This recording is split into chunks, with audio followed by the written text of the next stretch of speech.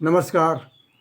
विद्यार्थी कीर्तन मंडल सुनाता के से मेरे प्रिय विद्यार्थी मित्र छोटू, प्रिंस, मनीष, उमेश, अन्य समस्त प्रिय विद्यार्थी मित्रों के ओर से आज़ाद अमर 108 यूट्यूब चैनल पर आप सभी विद्यार्थी मित्रों का हार्दिक स्वागत, अभिनंदन, वंदन करते हुए आज नारी शिक्षा पर मैं कवि विद्यार्थी अमर आज़ाद।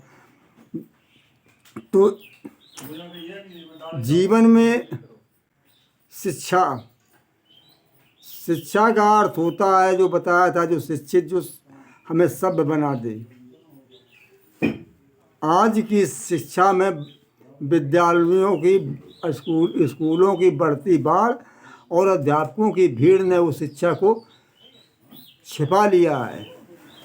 जो शिक्षा हुआ करती थी शिष्ट आचरण के लिए, जो में राम और लक्ष्मण, भरत, शत्रुघ्न जैसे लोगों को शिक्षा दी गई थी, जो गुरुकुल में शिक्षाएं हुआ करती थी। देखिए, परिवार के प्रति राम और भरत में कितना स्नेह है, राज्य को त्याग देते हैं।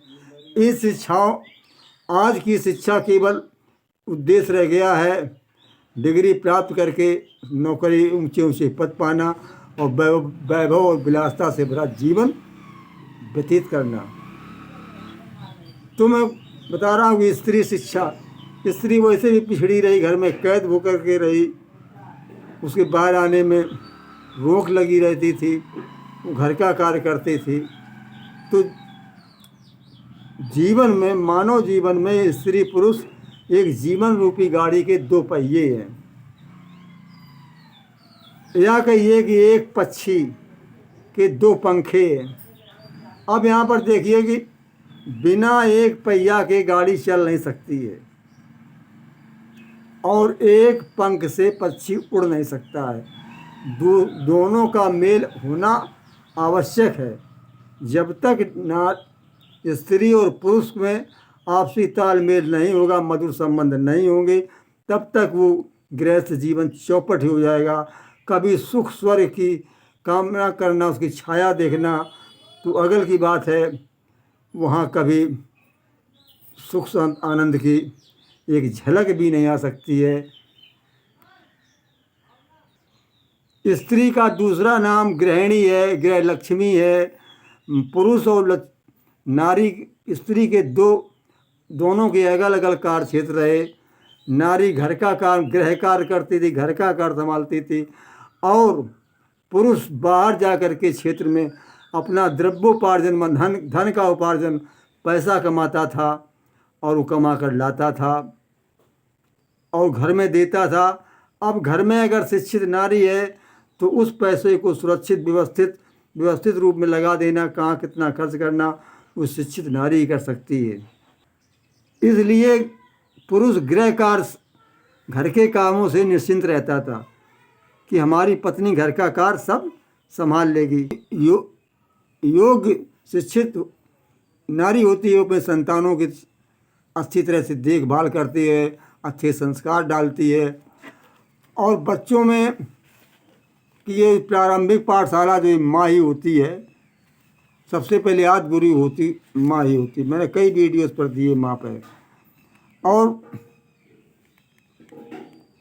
धर्म कर्म को भली बात समझती है, और यही उचित अनुचित, गलत और सही क्या है, यही समझना, सोच समझ में आ जाए, वही शिक्षित है। उसी में सभ्य, वही उसी को सभ्यता कहते हैं। इस मानव के अंदर सभ्यता है, और वो अपने संगीत, भोजन आज से परिवार को संतुष्ट रखती है। अशिक्षित नारी में तो ये बुद्धि का विकास होता ही नहीं है, और उनका असर तो संतानों पर पड़ने लगता है। उनका लालन पालन सही प्रकार से नहीं हो पाता। अशिक्षित नारी घर की व्यवस्था को नहीं संभाल पाती है। गृहस्थी का भार नरक के तुल समझने आने लगता है। पति जैसे ही घर में आया तो छीछा इधर शुरू हो जाती है, लड़ाई झगड़ा कलह हो जाते हैं। आचार्य चाणक्य ने ये कहा है कि दंपति कलहो नास्ति तत्र श्री स्वयमेव आगता। यस्य न मूर्खस्य पूजन्ते धन्य धान्यम सुसंचितम दंपतौ कलो नाश तत्र श्री स्वयमेव आगता। जहाँ पति पत्नी में कलह नहीं होती है वहाँ लक्ष्मी स्वयं आकर के निवास करने लगती है, वही घर स्वर्ग बन जाता है। और जहाँ आए दिन पति पत्नी में कलह होती है वो घर नरक के तुल्य बन जाता है और बच्चे भी उसी आदत को दोहराने लगते हैं। यहाँ इस कहने का मतलब नहीं शिक्षित पुरुष और स्त्री दोनों होने चाहिए, ना पुरुष अपनी मनमानी करे ना स्त्री मनमानी करे, दोनों में किसी प्रकार का कलह नहीं हो, तालमेल से काम हो तो गृह लक्ष्मी वहीं पर लक्ष्मी निवास करती है। और कलह जहाँ होती है लक्ष्मी टिक नहीं सकती है। जब नारी व्यवस्थित रख ही नहीं पाएगी, धन कमाना उतना कठिन काम नहीं है जितना कठिन काम उसको उपभोग में लाने का है कि हमें किस प्रकार से इसको खर्च करना है, कितना कहाँ लगाना है, यही होता है। आज की शिक्षा वैभव और विलासिता की ओर ले जा रही है। नारी शिक्षित हुई, शिक्षा में अधिकार मिला लेकिन शिक्षित ना होने करके अशिक्षित होने जा रही है। वो क्योंकि इससे पहले अधिकार था ही नहीं, लेकिन जब अधिकार मिला तो नारी खुद अपने अधिकारों का दुरुपयोग करने लगी। ऐसे ही गृह घरों में कलह उत्पन्न, नारी अगर नौकरी करती है पुरुष नहीं करता है तो हमेशा पुरुष पर दबाव बनाकर उसे काम करती रहती है। पति को हर बात उसकी माननी पड़ती है, वो अपना अपमान सहन करता रहता, समाज में वो प्रसन्न नहीं रह पाता, उठ बैठ नहीं पाता सबके बीच में, क्योंकि लोग सब समझ जाते हैं कि इसकी दुर्दशा क्या हो रही है। तो ये है कि नैतिकता, जब नैतिकता नहीं होगी तो मनुष्य का वो धन वैभव विलासिता वो कोरा कोरा ही रह जाएगा। ये दिखावा व्यर्थ का होता है। नमस्कार।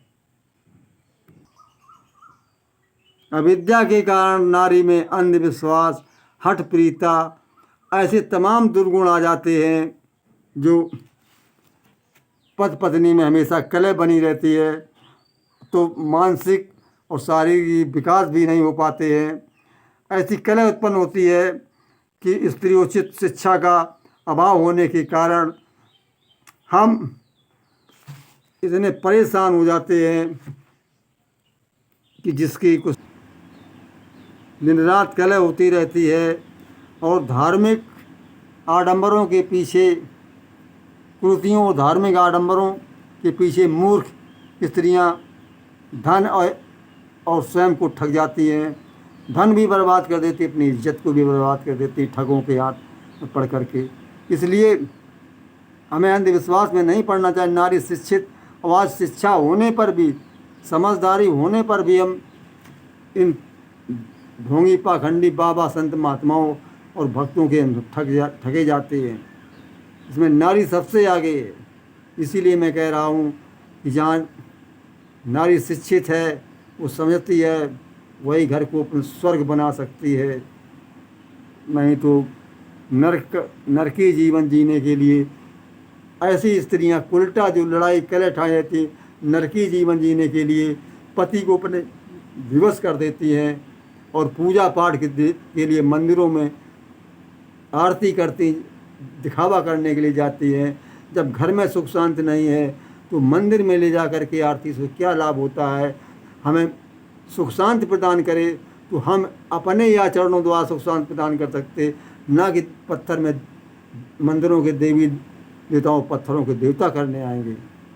नमस्कार। अगले वीडियो आपको फिर देंगे।